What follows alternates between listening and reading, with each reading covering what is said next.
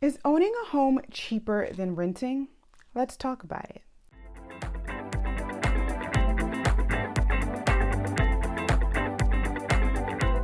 Hi, my name is Shayna Queen, and I'm a realtor servicing the state of Maryland, DC, and Virginia. I would be so honored if you would subscribe to my channel for all of your real estate and real estate investing questions, as well as information on local businesses and local dining. Also, come back every week for a new discount code to my online home goods store, Shayna Queen Home Living. If you do enjoy the content of this video, please let me know by hitting the like button. And if you have any additional questions or any other topics you would like for me to cover, please leave them in the comment section. So one of the comments I get from a lot of my buyer clients that are currently renting is rent is more expensive than a mortgage. It's also one of the perks I often mention to people considering buying. But let's dig a little deeper, because when you go from renting to owning, there are a few additional expenses that might change your mind. About 36% of American households are renting. While this number has increased over the last few decades, that is not a bad thing. In fact, there are quite a few perks to renting.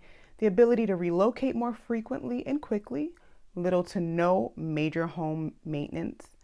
Some places even include utilities in the rent, so there's no additional cost to consider other than renter's insurance, which you can often get for under $100 a month.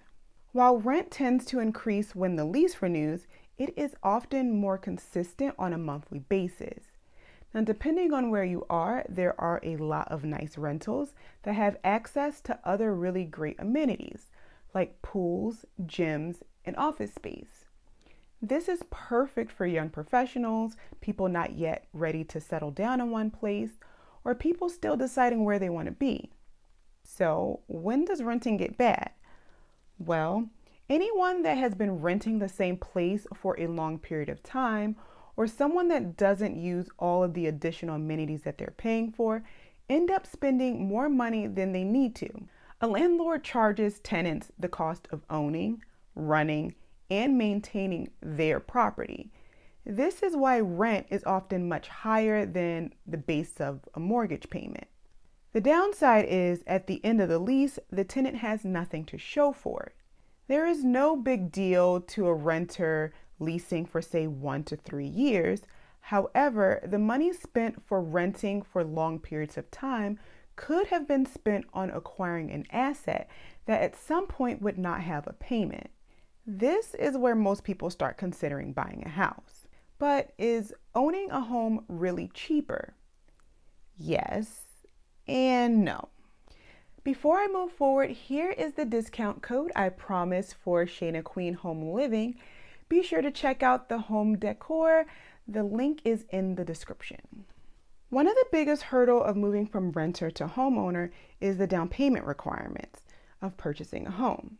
And I do have another video with finance information that includes down payment assistance programs for each state. I will put the link in this video. Down payments are definitely more expensive than deposits for rent. But if you're able to get past that, you still have additional expenses like mortgage interest, homeowner's insurance, property taxes, and possibly mortgage insurance. On top of that, you are now fully responsible for all property maintenance. If your roof starts leaking or your hot water heater stops working, you have to come out of pocket to fix it. So while your monthly mortgage payment is often lower than your rental payment, overall home ownership tends to be more expensive. But here's the perk of home ownership and the reason people do it. You are building equity and have a place to live that at some point you won't have to pay for anymore.